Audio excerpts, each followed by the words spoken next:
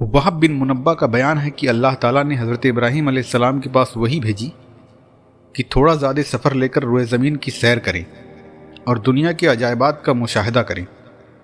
آپ نے کچھ سامان لیا اور سیر کرتے کرتے ساحل سمندر پر پہنچے۔ وہاں آپ نے ایک سیاہ فام غلام کو بکریاں چراتے دیکھا۔ آپ نے اس سے دریافت کیا، تیرے پاس کچھ پانی یا دودھ ہے؟ غلام نے جواب دیا، جی دونوں موجود ہیں، آپ جو کہیں وہ پلاؤں۔ آپ نے کہا، تھوڑا پانی پلاؤ۔ غلام عصا لے کر ایک چٹان کے پاس پہنچا اور اسے مخاطب کر کے بولا، میں تجھے اللہ کے خلیل کا واسطہ دیتا ہوں، کیا تو میرے لیے پانی کا چشمہ جاری نہیں کرے گا؟ یہ کہہ کر چٹان پر جو عصا مارا تو اللہ کی قدرت سے پانی کا چشمہ پھوٹ پڑا۔ اس نے تھوڑا پانی لے کر حضرت ابراہیم علیہ السلام کی خدمت میں پیش کیا۔ آپ پانی پی کر غلام کی طرف دیکھنے لگے۔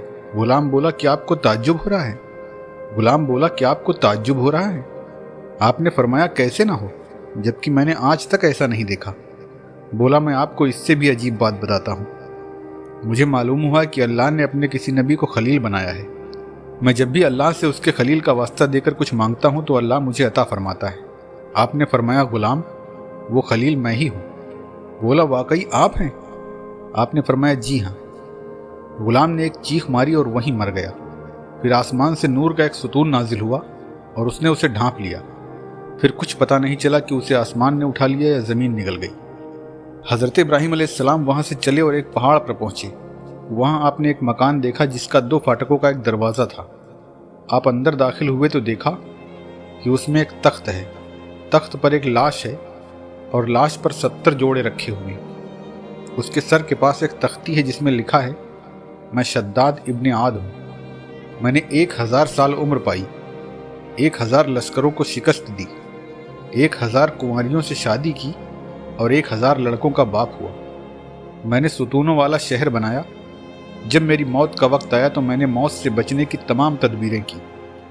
پورے روئے زمین کے بڑے بڑے اطباء کو میں نے اپنی سلطنت میں بلایا، لیکن وہ سب مل کر بھی مجھے موت سے نہیں بچا پائے۔ لہٰذا جو بھی مجھے دیکھے وہ دنیا سے دھوکہ نہ کھائے۔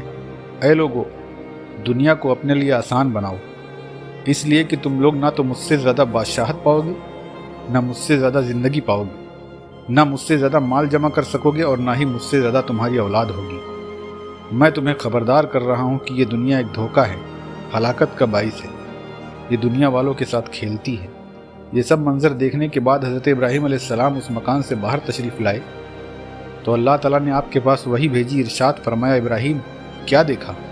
عرض کیا، مولا بہت عجیب و غریب چیزیں دیکھی۔ اللہ تعالیٰ نے ارشاد فرمایا، ابراہیم واپس جاؤ، میرے عجائبات بہت زیادہ ہیں، تم دیکھ نہیں پاؤ گے۔ اللہ اکبر۔